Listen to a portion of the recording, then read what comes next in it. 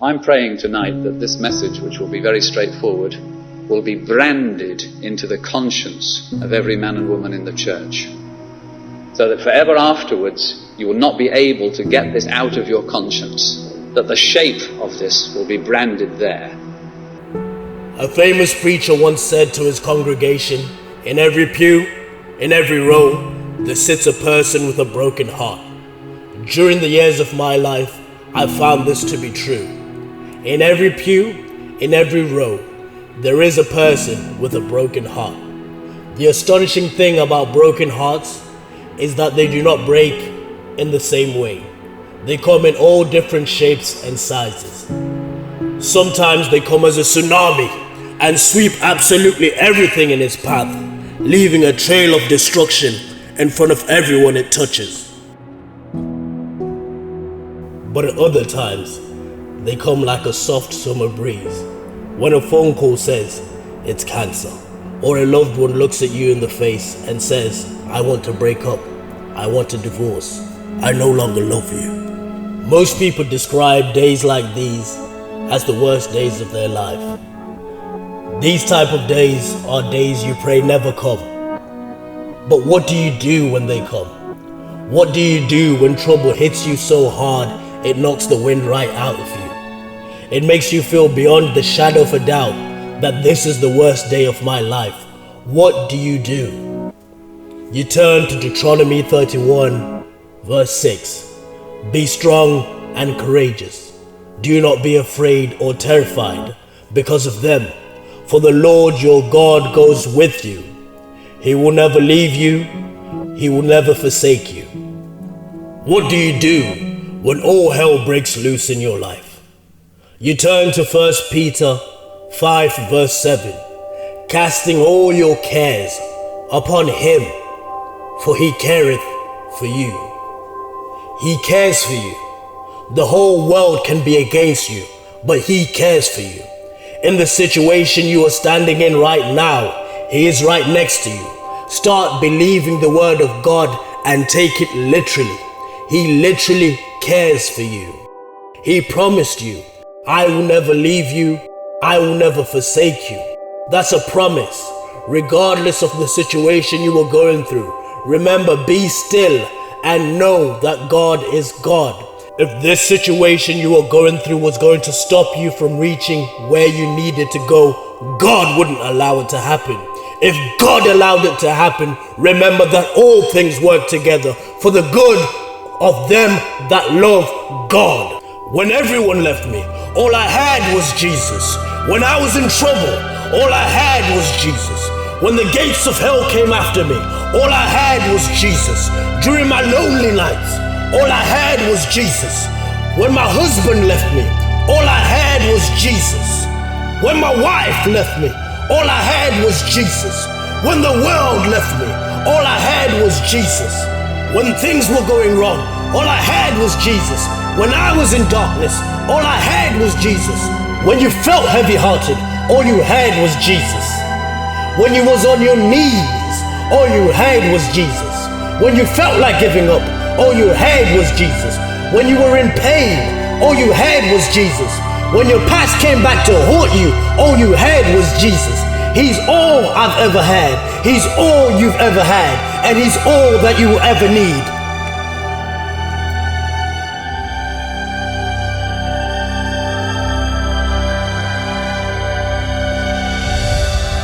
Be still and know God is God.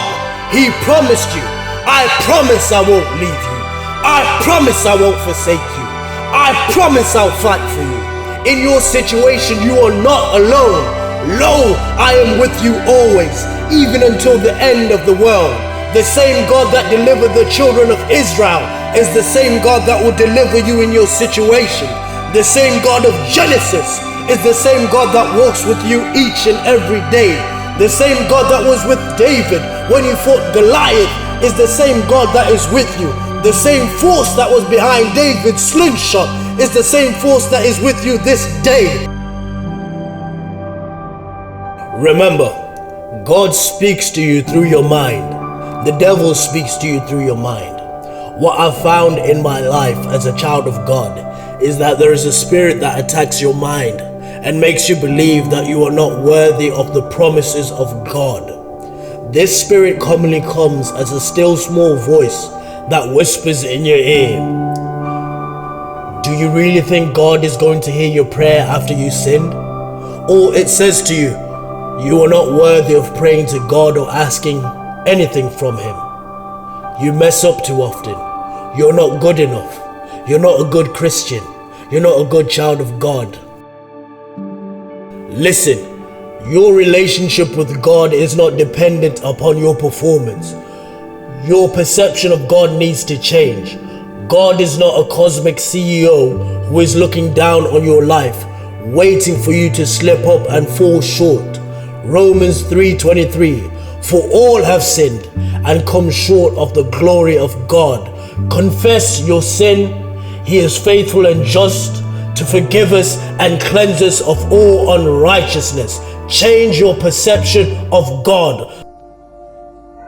Then Jesus continues, and I love these words, and they're familiar, famous to many people. Come to me, all you who labor and are heavy laden, and I will give you rest.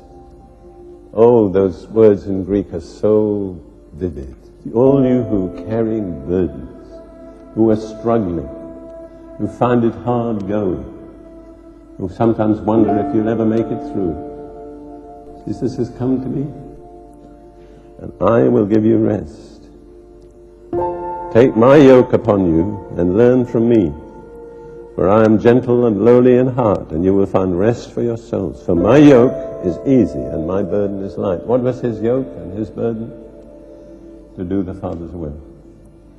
It was his relationship with the Father.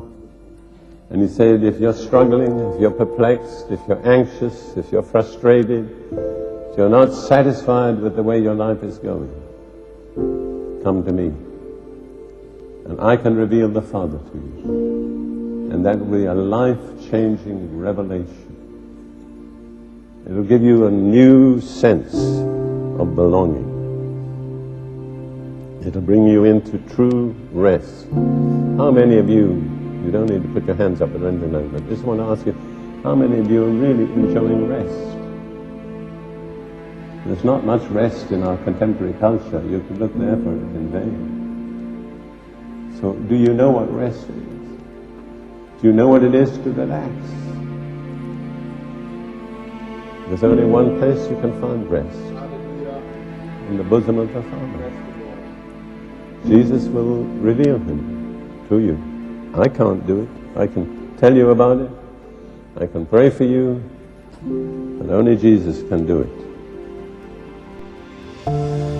If there is anybody sitting here tonight who is crying out for a hand that will touch them, an arm that will embrace them, lips that will kiss them, who's longing for somebody who's not afraid of your cynicism, your skepticism, your indifference, there comes a sacred man in our midst who says, it's okay.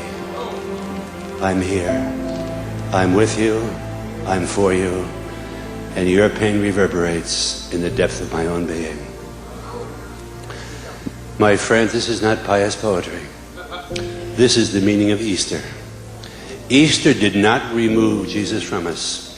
It simply made it possible for him to touch not only Naim, but New Orleans, not only Mary Magdalene, but me. Your Christian life and mine don't make any sense unless in the depth of our beings we believe that Jesus not only knows what hurts us, but knowing seeks us out, whatever our poverty, whatever our pain. His plea to his people is tonight, his promise to us, come to me. Come to me, not to church, not to a Bible study, not to an annual conference, but you come to me. And don't wait till you got your head on straight, your act cleaned up, you're free of sin, selfishness, dishonesty, degraded love, but come now wounded, frightened, angry, lonely, empty, depressed, tilting toward despair, and I'll meet you where you live. And I'll love you as you are, not as you should be, because you're never going to be as you should be. Regardless of the situation you are in right now, regardless of how hopeless it looks, regardless of how the odds are stacked against you. I want you to remember these two things. You are not alone in this. It may feel like you are alone. You may have to cry yourself to sleep, but you are not alone. Don't listen to your feelings. He promised you in His word. He promised He'll never leave you. He promised He'll never forsake you. During that time of pain, He is with you every single step of the way. He is described in the Bible as the friend that sticketh closer than a brother.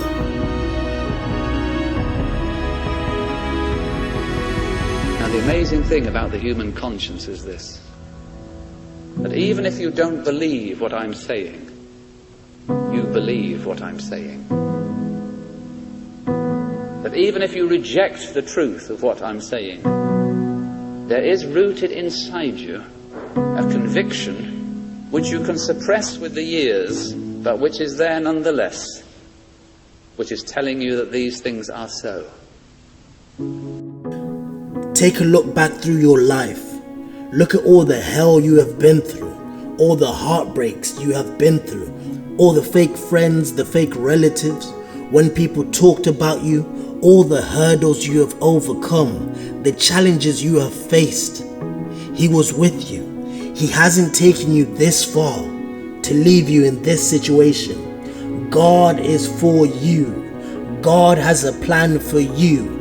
God's plan is to prosper you and not to harm you.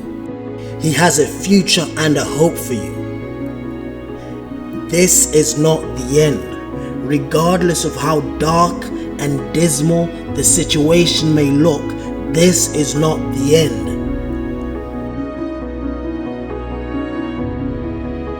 Do you really believe that Jesus Christ loves you? Not the person next to you, not Mother Teresa, not Billy Graham, not the church, not the world, but that He loves you beyond worthiness and unworthiness, beyond fidelity and infidelity. That He loves you in the morning sun and the evening rain, without caution, regret, boundary, limit, breaking point. No matter what's gone down, He can't stop loving you. This is the Jesus of the Gospels, the Jesus of my own journey. This is not something I read in a book or heard in a sermon. This is the Christ that by the grace of God I've met in my own life. The second thing I want you to remember is Psalms 30 verse 50. Weeping may endure for a night, but joy cometh in the morning. This might be your time to cry, but believe me, you will get through this. Weeping may endure for a night, but joy cometh in the morning.